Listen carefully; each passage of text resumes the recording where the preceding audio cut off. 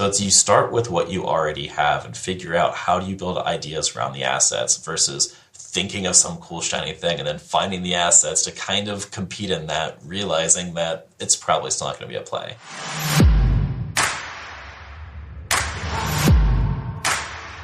Hey, what is up, Millionaire University dudes and dudettes out there? I hope your 2024 is off to a fantastic start.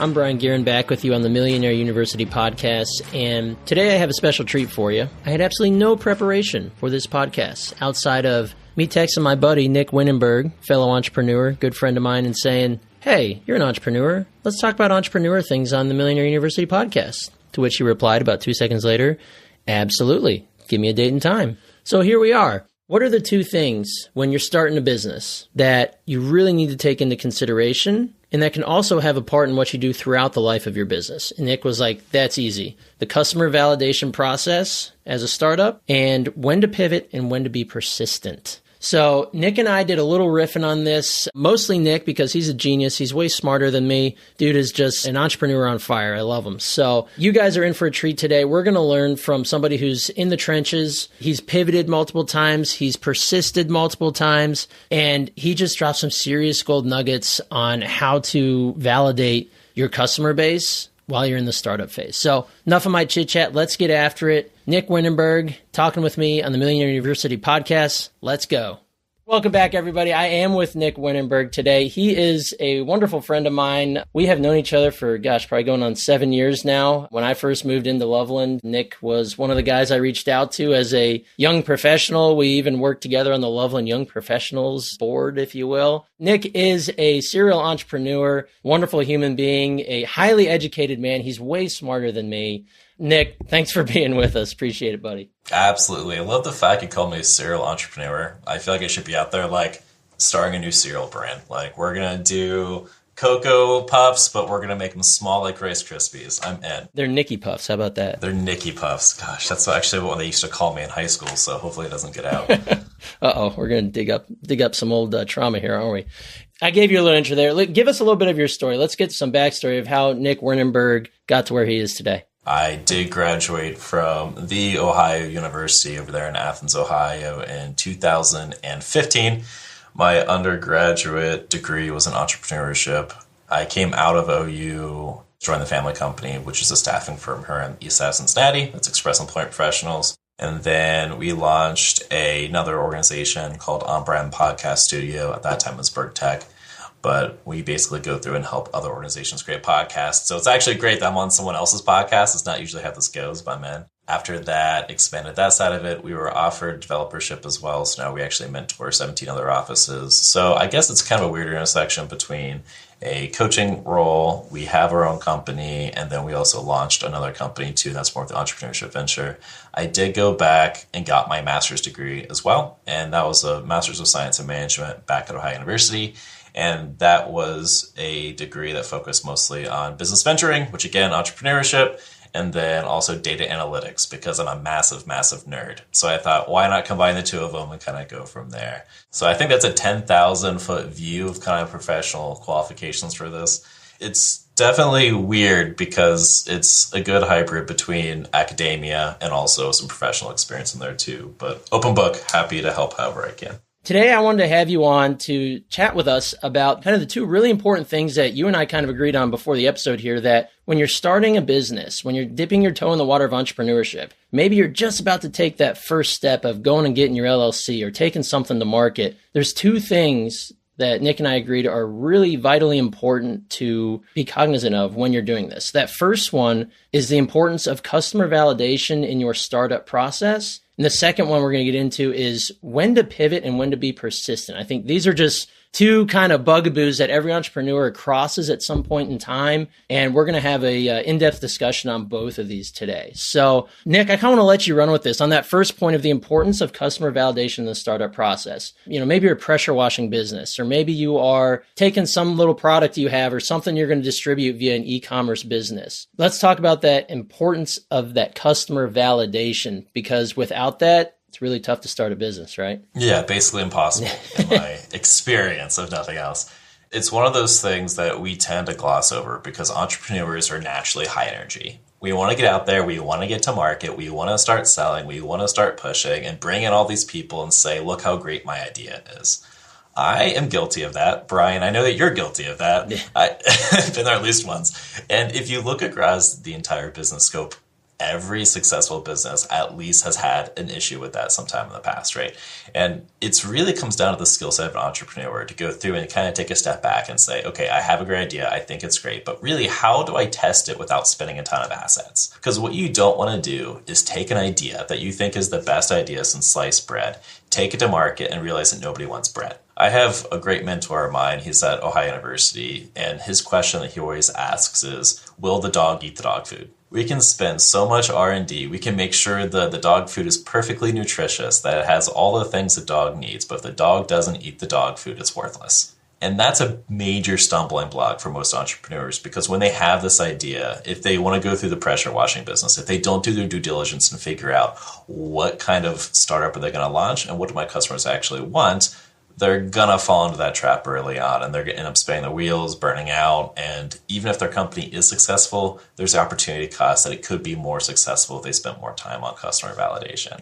And what I mean by that is, honest to God, just conversations you have to have with people that you think could be your customers. And we can't make them like super directed questions. And I'm just going to go back to like this idea that was thrown around for like a historical trading card company. So instead of looking at like baseball cards, like Brian, I'm sure you collected, looking at your memorabilia in the background, could you do the same thing for historical figures? Could you go and get like a Gandhi card and trade it for a Stalin card? And could you do this entire thing? So let's pretend we're going to run with that idea and say, I want to launch this company. The first assumption I'm making is there's other nerds that think that would be cool. But I can't go to nerds and ask them, do I think that's cool? Because if I go to them and I said, hey, Brian, you're kind of nerdy. Let's pretend you're nerdy. I know you're not.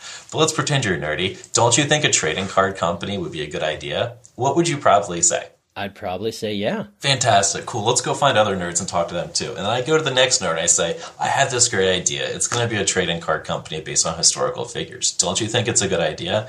You're going to get 35 nerds that all say, Nick, that's a great idea. We should launch it. Does that mean your idea is good? Nope. No. And that's the disconnect that you see so much in entrepreneurship. Is you have this idea that you want to take your idea and share with other people and tell them why your idea is good, but you're not asking them questions. You're not engaging with your customers. You're going through and telling them to respond back the way that they think you want to hear and get them riled up. You're not doing validation. You're not doing your product or service. You have to ask these open-ended questions, and that's a major, major stumbling block you see with most ventures. So instead, if I'm going to look at that trading card company, and I go to you, Brian, I say, hey, Brian, what do you collect? I collect baseball cards. Cool. What's your favorite thing about baseball cards? It's the historical value on them and the nostalgia from being a kid when I collected them. Gotcha. So you have the historical piece that comes into it, both with your personal history, but also with the history of the players. So if I was going to ask you, like, what's the coolest card you have? What is that? Probably my Ken Griffey Jr. rookie card. Why is that one so cool to you? It has actual value, monetary value, but also he came to prominence when I was a kid. He was like the guy I looked up to. What did he mean to you? Baseball was my life, and half of it still is. And that card meant that I got Ken Griffey Jr.'s baseball card before he was Ken Griffey Jr. He had a little bit of legend before he came to the bigs, but that was his first card, and then he took off, and he's a Hall of Famer. Gotcha. So if he wasn't a sports player, so if he was just someone that you looked up to as a mentor, do you think you'd attach the same amount of value if he had an impact you, or do you think specifically because he's a sports ball player? Probably specifically because he was a ball player. So now you see a differentiation. Because A, now you can talk to more people about your business that may not be bought into it, and you can start to figure out, what does my customers value? Because you ask them these questions. Because me and the entrepreneur, in the back of my brain, what I'm saying right now is, okay, there has to be an emotional connection. There has to be that nostalgia play. There has to be a meaning behind the card. So if I'm starting to think about product development, how does that play into product development? Well, I need to make sure that I go through and I pick people that are relevant enough. I can't go pick an obscure person that no one's heard about before. But if you go back and you figure out, like, okay, so what's the indicators there? What kind of plays, what kind of pivots do I need to do to make sure that I'm keeping that on top of mind and focusing on those different strategies you pick up, right? So you can't go and talk to people that you think are your customers and get them bought into it. You have to ask these questions, and you have to pull out these assumptions, and you have to constantly test yourself. One of the major things that I focused on with my master's thesis was looking at entrepreneurship competencies and identifying, is it a personality type? Do you have an entrepreneur is someone that is born from the womb, ready to come out and start hustling? Or is it a skill set that you can learn and derive and teach one another? And the answer is, of course, both. But how much in each can you actually go through and influence? And I think a big part of that customer validation is that skill set. It's that trainable skill set that you have to practice and practice and practice and ask good questions and build that up. The personality thing, you got it, you don't got it. But that skill set, if you're not great at customer validation, you're starting your startup and it's already on a weak foot. Let's say you're starting, we'll use that pressure washing business as just a random example. It's a pretty low overhead business that you can start up, right? If you've got a car and a pressure washer, spend $250 to get a pressure washer, you can go market yourself to homeowners who have mold growing on the side of their garage or their siding or whatever, right? Can you validate it by the fact that these other businesses already exist? Or do you need to dig a little deeper before you actually invest and start this up? Great question. Yeah. So that you're looking at the basic client validation and then competitor validation as well. Yes, you could go out and create a bakery or go to a pressure washing business by looking at other pressure washing businesses and saying, look, if they can support themselves and their crews, so can I. Is that the best play? And I don't know. Because here's the real conversation is if you go to that homeowner and ask them straight up, yo, I'm going to pressure wash the side of your house. However much you're paying them, you can pay me instead, but I have better hair, so you should pick me. Or I have a stronger pressure washer, or I'm faster, or I'm going to be price competitive, or we're going to do a razor model, or we have hub and spoke with multiple distribution crews. All that stuff can differentiate, but is that the time for that conversation? Because instead, I want the conversation to sound like this. Hey, Mr. Homeowner, what's the biggest thing that you think is impacting the appearance of your house right now? And if I ask 100 homeowners what they're focused on, 75 of them say, oh my gosh, I have this moss growing on my roof, or I have a crack in my driveway, or my windows aren't clean, or my yard is unkept. And I'm looking at the assets that I got, and I got a truck and income to invest somewhere. Does it make sense for me to invest my assets in that pressure washer if 75% of the customers are saying, it's not the pressure washer that's getting me, it's something else? And that's important validation. So yes, you could 100% look at the market and make a supplemental product and compete on one of the factors you want to compete on. But if you don't have the conversations with those customers to see what they actually value, you're leaving a massive piece of the market. So you could totally do it and you could be successful doing it. But is there an opportunity cost for you to get more success if you just took a little extra time and talked to the customers about what they actually value based off what you perceive they value? And you could use this almost as a product or service enhancement, right? So let's say in this example, you go around and you survey 30 homes in a subdivision. A high enough percentage of them agree, yeah, the mold on my siding is like driving me nuts. But also they say, you know, my driveway's getting kind of dark. That could probably be pressure washed too. And the fact is, this neighborhood is 30 years old. A lot of these driveways are starting to crack. Now, as the entrepreneur, you can say, okay, I am getting validation for my pressure washing intention, but also X% of these homes have cracks in their driveway. Maybe I bring along crack filler and offer that as an upsell, right? Now you've just enhanced your business by X% by providing even more value to your clients. 100%. And while you're there, why don't partner, right? So you're there and you go and you figure out, oh, hey, we're doing this mold repair. And by the way, your grass is looking a little bit rough. Or they tell you, man, my grass is, okay, I might not want to invest in that company, but I'll go to Brian. Brian has a lawn care company. I'm going to talk to Brian and see if I can get him involved. And let's do some revenue sharing. So always keeping your eye out for opportunities is massive.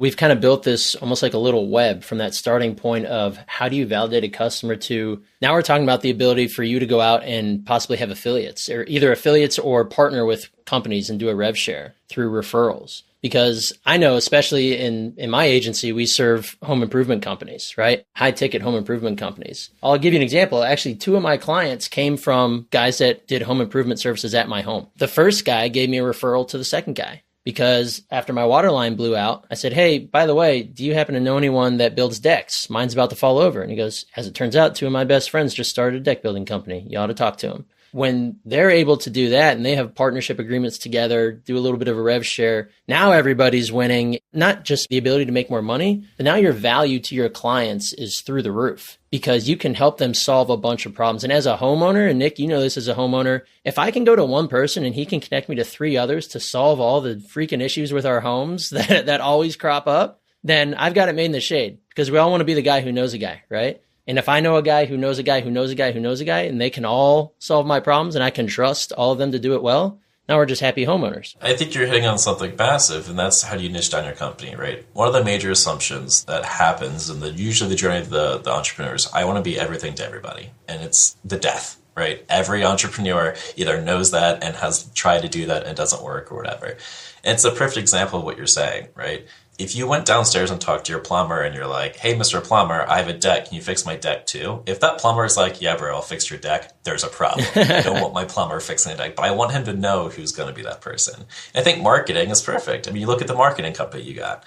At first, you could be like, I'm going to do everything for everybody. But what you just said is I'm going to focus it down. I'm only going to be looking at one small targeted niche. And I'm going to be doing this one service line. And I will go through and I'll find the partner organizations to bring when I need to. Think of the extra value you're offering that company just because you have the network effect operating for you. I'll happily admit to the world that it has taken me about 6 years to niche down and find that ability to not just be industry agnostic. I used to proudly tell people, oh, I'm industry agnostic. I can help you do this, do that, do the other thing. After a while, it gets to be where you're a jack of all, master of none. There's nothing wrong with starting out being broad, but being able to narrow it down really narrows that focus. And when you can hone in on that niche, that's a game changer for your business. And that's what we've done at my agency with starting to focus on home improvement companies and their entire acquisition and retention system, because that's where we have the deepest impact. And when I get plenty of inquiries from other companies that are not related to what our core mission, which is making sure no business ever gets screwed by a marketing agency ever again, that's an important thing to be able to say is we specialize for businesses like yours. So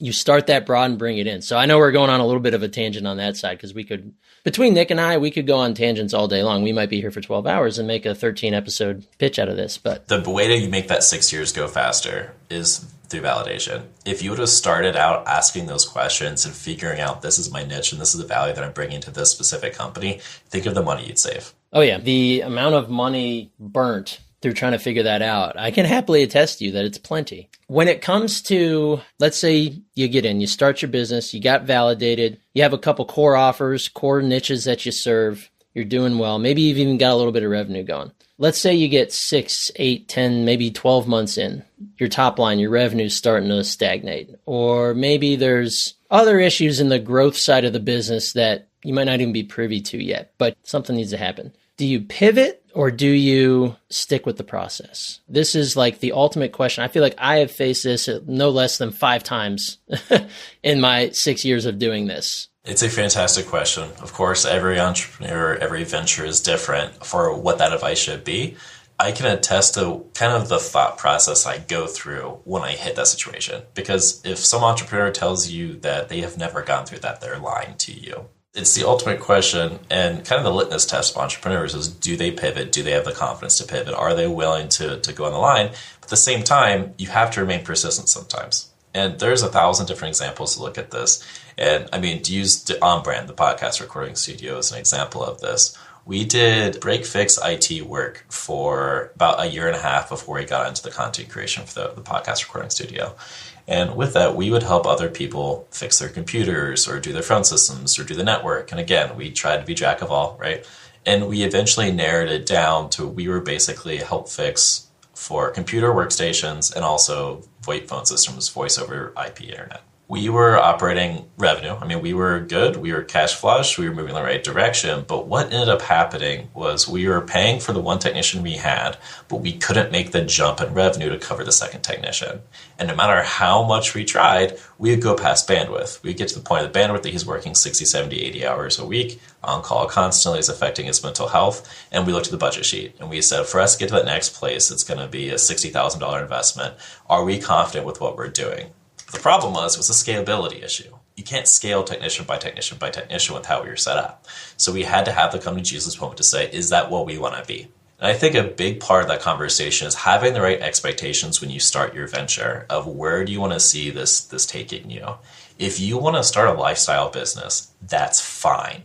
If you want to go and you want to shoot for the stars and you want to launch a multi-million-dollar company that you're going to take IPO, that's fine. But those have two different requirements, two different expectations. And that's one of the major indicators for that pivot or persist conversation. If you have that lifestyle business and the opportunity cost for you to go work for somewhere else and you could go fly off in the sunset and make more money and live an easier life and that's what's calling you, do it. At the same time, if you have that persist, if you have that desire to do more, then do it. So it's what's your expectations and is this continuing to be worth what it's worth? Or is there something else we can do to bring in more of an opportunity cost? Is there something else that we can invest in and take that assets? And that's a really hard conversation for people because it requires a lot of self-inflection, which people don't like doing. Because you need to have an honest look at A, the P&Ls, and then also B, your lifestyle. What is this actually showing for you? So it starts with looking at inward, figuring out what's expectations. Am I continuing to achieve the goals? B, look at the financials, see what's happening. Is there something that's broken in the process? Or is there something that just hasn't hit yet? Sales will hit over time, right? And that's usually the first thing that's broken. If the answer is you're not bringing enough revenue, do more sales, you can persist through that usually, as long as you validated your product and you have confidence there's a niche product for it. If it's something that's a scalability issue or an issue with the core business structure, or an issue with one of your partners, then it's probably time to make a bigger pivot and figure out how to get around that. So when you were using your example with BergTech and that you and your brother pivoted masterfully into on-brand podcasts from BergTech IT Solutions, which was really cool to watch from the outside because you had a great business model. Like it was turning out enough revenue, but was it that first thing you noticed it was more of a people problem, right? It was the one technician, he was starting to get burnt, but even with him starting to get burnt, there wasn't enough revenue to bring on another person. Do you feel like if you were able to bring on that person at that time that the business model didn't need to be pivoted away from, or was it more of the people problems that we created with our business model needed to be pivoted from? That's a great question. I would say it's the people problem. And high recommendation, I don't know if I can do shameless plugs for people, but Michael Gerber wrote a really good book called E-Myth Revisited. Have you read it, Brian? Mm-hmm. Okay, cool. So favorite thing about that is there's three roles. You got the entrepreneur, you got the technician, you got the manager. The technician's really good job at doing the thing. They're a really good job at fixing computers, or a really good job at baking the cake or power washing sides. You have the manager who's really good at managing the technicians to make sure they're operating as efficiently as possible. And you have the entrepreneur who has the idea to say, maybe instead of siding, we should do roofs. So you need all three of those in any venture in any organization. And if you can't find them inside the organization, you have to look outside. The problem with what we were saying in that organization wasn't the fact that the business model wasn't there, the customers weren't there, the revenue wasn't flowing. The problem was I had a technician who wanted to focus on how do I fix computers and didn't want to make the leap to management. And it really was didn't want to make the leap. Because at the end of the day, had all the technical abilities to do it, but that's not what his expectation was. That's not what he went into business for. So for us, it was a core business model because we looked at it and we said, okay, we have the people problem that we have an amazing technician that doesn't want to make the leap to entrepreneur. How do we build a program around the asset that we got and focus on keeping the technician as a technician, doing what they want to passionate about, at the same time figuring out how to build the organization around that core piece? How do you avoid the well-known shiny object syndrome, right? The old business model, maybe you and the business partner have decided this might not be right. It's time to pivot. How did you know what you wanted to pivot into? And then was it a process of like completely starting from scratch, like going back to that step one of the customer validation process? How did you guys handle that? A big part of it's looking at the inside out versus outside in ideation. Where do business ideas come from? So you see something cool, you see like, oh, hey, crypto mining, that seems like a thing. I should go buy 16 graphics cards and slap them in my basement and see how it plays out. That's the shiny object thing, right? That's the influence, that's the media, that's everything we're seeing doing it. But I would argue that it usually needs to come from an inside out. You look at your assets, you look at what you got, you look at what your skill set is, you look at what's fiscally responsible for you to do, and you start the ideation with that. So to go back to the guy that has a truck, your power washer has a truck, he has a power washer, he has different tools and equipment. He should look at what he has right now to figure out how do I bootstrap this and leverage this to get me to that startup phase. And a big part of it's like, yes, crypto's a thing. 100% crypto's a thing. Am I a financial expert to go through and know what I'm doing in crypto? No. Could I be? Maybe, but there's better opportunity for me to go do something else instead. So for the tech company, it was looking at, I got an amazingly brilliant technician that's great at audio producing. He's a musician already, so he has all the instruments. He has all the sound recording equipment. those assets are already set up. And by the way, there's this new thing that's happening that everyone wants to create a podcast. Can we leverage that trend? So it's you start with what you already have and figure out how do you build ideas around the assets versus thinking of some cool shiny thing and then finding the assets to kind of compete in that, realizing that it's probably still not going to be a play. And you see the serial entrepreneur that's going to be like, hey, I'm going to be a crypto miner, right? And then we'll be a subject matter expert. And we're going to launch a course on crypto. You see this transition a lot, that you have the entrepreneurs and then you have the actual people that are doing the business. Does that make sense? Right. You have the innovators, and there we could go for days on the different levels of entrepreneur styles and types, like the innovator, the tactician, the implementer. But it's really easy if you are skewed towards the innovator side, the imaginative side of entrepreneurship. It is so easy. I can't tell you how many different things in the last 4 showers I've taken that I thought about, I should get into that. I should get into that. It is very easy to get in that hamster wheel, and you have to be able to rein yourself back and pull yourself back. And I did think, kind of following you from afar,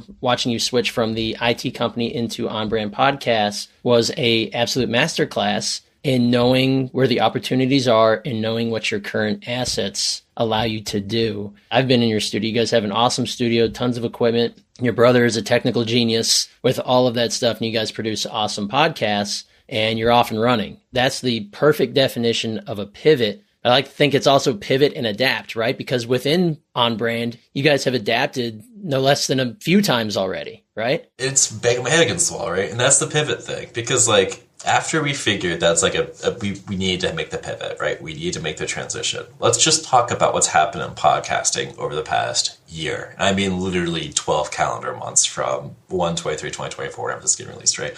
So it used to be, how good's your setup? How good's the audio quality? What's your distribution strategy? Who's going to write the show notes for you? Who's going to do the titles? Who's going to do the descriptions? Who's going to do the linking? Who's going to do the social stuff? All that stuff we could in-house, all right? And that was a value add that we could offer to our clients. And then with Squadcast and with Riverside and with these different AI platforms, we saw the transition. Because what we saw was you saw these world-class, amazing multi-million-dollar per episode downloads being released on Zoom mics and Riversides or virtual platforms, right? And then you saw AI now going through and writing the show notes and writing the social posts and going through and doing a lot of the editing for you. So what we saw was more opportunities to pivot. So then, even after we had the idea of okay, let's move into the podcast world. We're going to make a really cool studio. We're going to sell it directly to clients, and they're going to buy into a marketing thing. We ran that for a while. Then you start seeing these pivots, and then the cost comparisons start coming out. Do I want to go work with On Brand and pay $700 an episode to create a really high-level professional content? Or do I want to jump on Riverside and make 80% the amount of quality, but at the same time, it's $24 a month versus it being $700, right? So you start to see this value shift. And it's, as an entrepreneur, how do you pivot to that? So as an entrepreneur, you're never done pivoting. And there's always going to be pivots. It's knowing when do you persist, when do you pivot. I could have drawn the line in the sand, right? I could have said, okay, no, we're going to shoot for that top 5% of the niche market that wants the super high quality, that they want to do ASMR bullshit, right? Whatever they want to focus on, I'm going for the top of the line niche.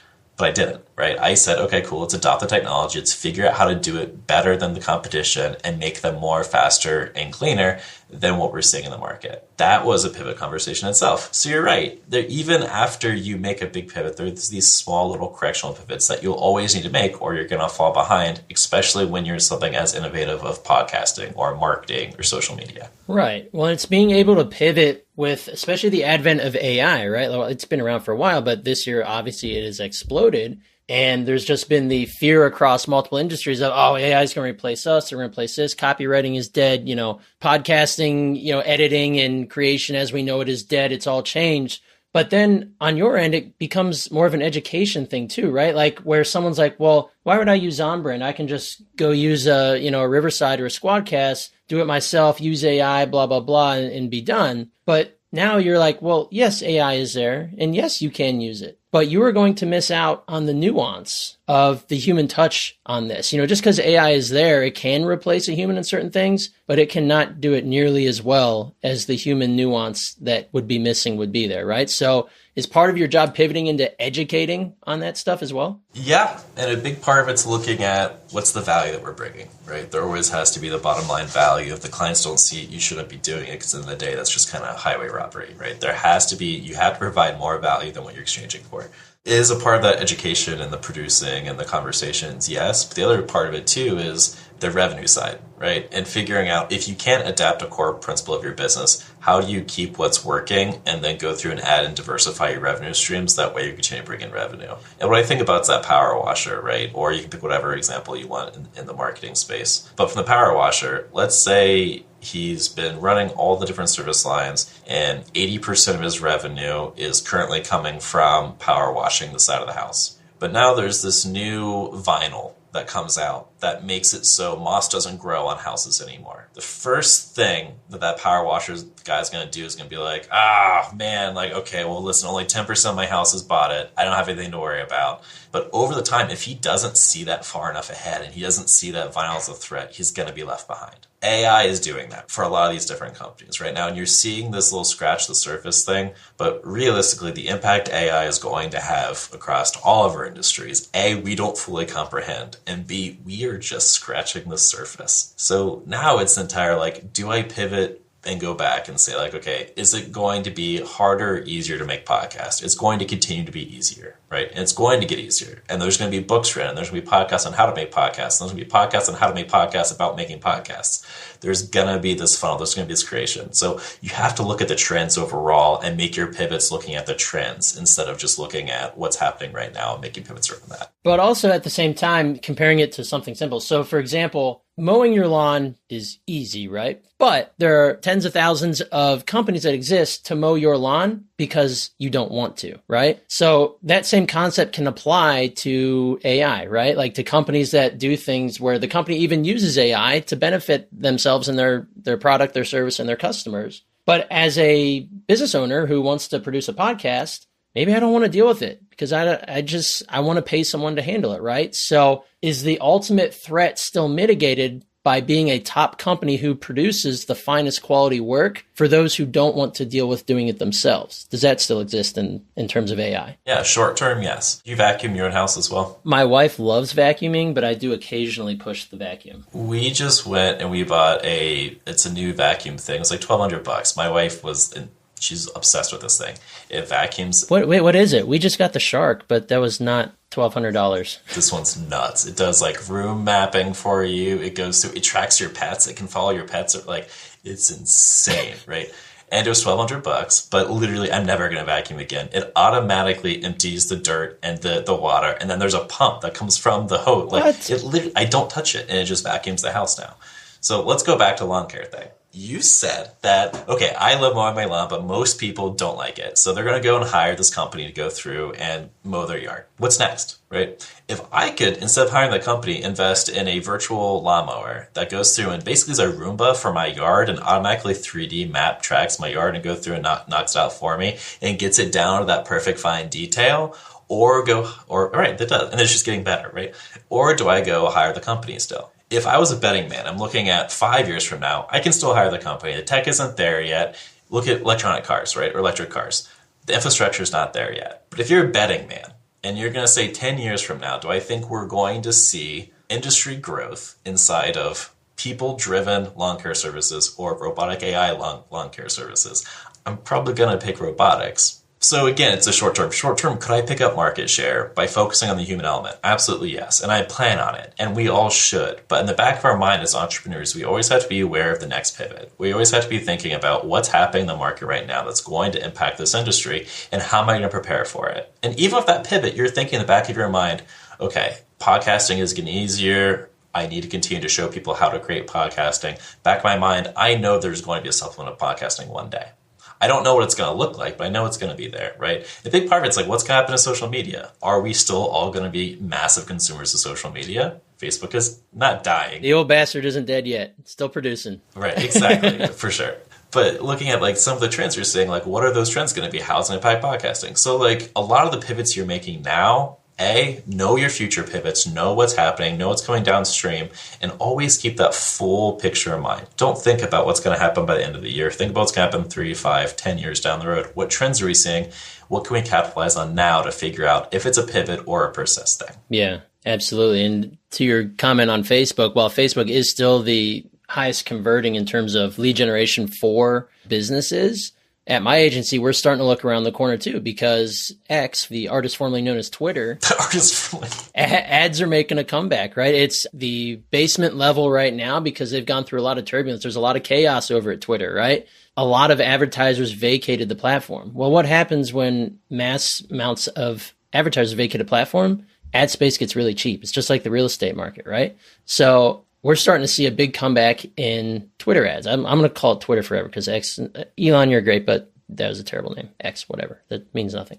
I'm starting to look at making investments and being able to add that as a platform to our repertoire, right? For lead generation for our clients. Because right now, the biggest players or the people who see the biggest benefits on Twitter ads are typically e-commerce brands, bigger companies, smaller local businesses, medium-sized, small businesses are not necessarily using Twitter very much. And I'll be the first to admit, I've never had to use Twitter ads because there is enough from Facebook, Instagram, Google, website traffic. There's enough to keep these businesses busy. But for the ones we work with, the ones who are growth-minded, ambitious, and intend to get not to the next level, but to the next 4, 5, and 6 levels, there's other platforms that we need to investigate. And right now, there's one sitting right under our nose that has inexpensive ad space. So that's an example of pivoting in the marketing side of the world where it's just knowing where the next big thing's coming from, not knowing it, but just doing your research, investigating on it, and just looking for the intangibles, the obvious things like, okay, all these massive brands left Twitter, ad space probably isn't very expensive. Do a lot of people go to Twitter still? Yes, that's where